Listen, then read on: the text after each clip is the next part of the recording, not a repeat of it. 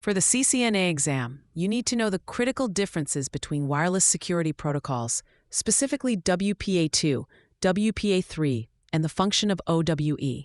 Let's start with WPA2, which comes in two flavors you must be able to distinguish. WPA2 Personal is designed for home and small office use and relies on a pre-shared key, or PSK. Every user connects to the network using the same password.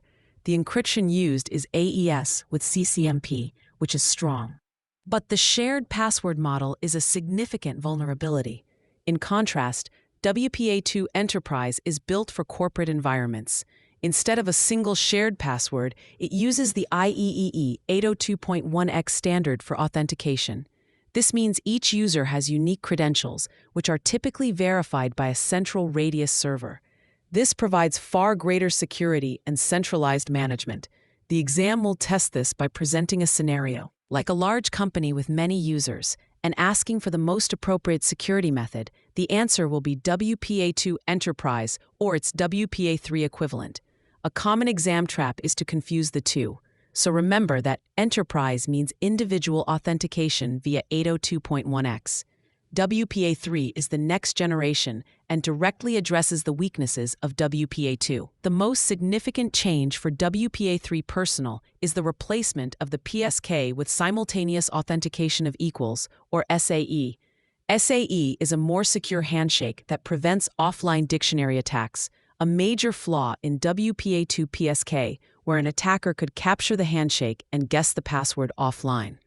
WPA3 also introduces perfect forward secrecy, ensuring that even if a session key is compromised, it cannot be used to decrypt past or future traffic. For WPA3 Enterprise, it enhances security further, offering an optional 192-bit cryptographic strength for networks with highly sensitive data. Another key fact for the exam is that WPA3 is mandatory for a device to receive Wi-Fi 6 certification. Finally, let's discuss Opportunistic Wireless Encryption, or OWE. This is designed to secure open Wi-Fi networks, like those in coffee shops or airports. Traditionally, these networks are unencrypted, meaning anyone can eavesdrop on your traffic. OWE uses a Diffie-Hellman key exchange during the connection process to encrypt the traffic between your device and the access point without requiring any password or user interaction. It provides confidentiality against passive snooping but doesn't provide authentication. The CCNA exam might ask for the best way to secure a public guest network without a password, and OWE would be the correct answer. To keep these straight, remember this phrase: for WPA3, SAE saves the day from dictionary attacks, while OWE is for open network encryption everywhere. For free practice questions, AI-powered explanations, and more exam prep tools, visit openexamprep.com. That's openexamprep, all one word, .com.